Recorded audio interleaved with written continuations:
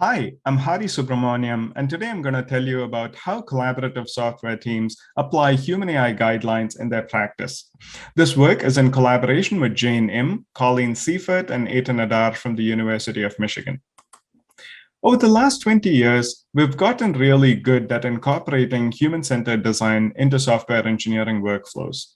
We have created new roles and expertise and developed tools and design processes to really drive software design based on human needs. User experience designers, who are experts at understanding human behavior, usability, and design, work with end users to identify their goals and challenges.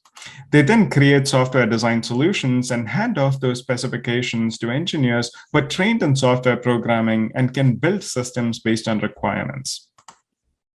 In such workflows, the user interface acts as a natural seam for designers and engineers to coordinate. Given their differing expertise, the practice of information hiding and abstraction allows them to work efficiently. That is, designers don't share low-level details such as notes from user observations or prototype alternatives with engineers. Similarly, engineers don't need to share technical details about how they will implement the design. There exists a separation of concerns between design and engineering practices. But this approach is problematic for human-centered AI design. In this work, we investigate how might AI and UX teams integrate concerns across their disciplinary boundaries to align human and AI needs.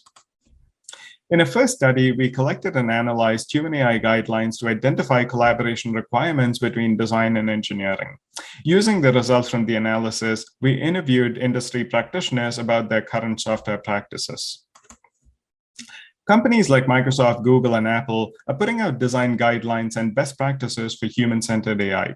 We collected around 280 design guidelines and conducted an affinity diagramming exercise to identify the key components and tasks in collaborative design of AI experiences. We found that the guidelines do cover both UX and AI components. They make recommendations for centering people in the design of AI's training data, model behavior and implementation, as well as in the design of user interface and interactions. And all these layers need to align with how people think about tasks, their expectations about the AI, and how they wish to interact with different AI components.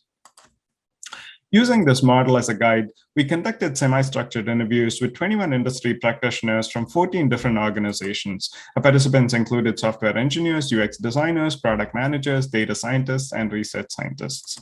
We started with people in a network working on AI products and used snowball sampling to recruit participants across different roles. And each interview lasted approximately 60 minutes. For the analysis, we used inductive coding and memoing, followed by a discussion of the findings. I will now talk about two key findings from the study. The first finding is that design engineering boundaries pose specific challenges to the cross-disciplinary needs of HAI design. First, the abstraction boundary between designers and engineers introduced knowledge blindness. That is, engineers experienced end-user blindness when developing AI capabilities.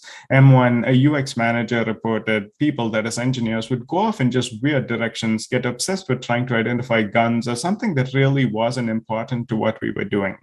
Similarly, designers don't get to understand essential details about the AI that is necessary for human AI design. As R2, a research manager, says, you need to understand the failure cases, understand confidence, and how you deal with confidence scores and thresholds. You need to be able to understand the grain of the technology.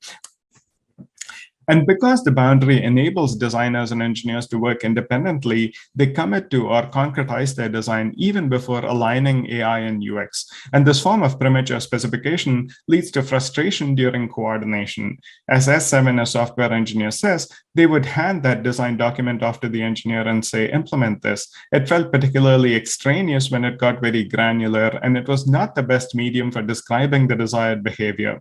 This is not a good reflection of how actual software engineering is going to happen. And I was like, stop trying to do my job for me. And further, boundaries restrict access to collaboration and co-design between designers and engineers.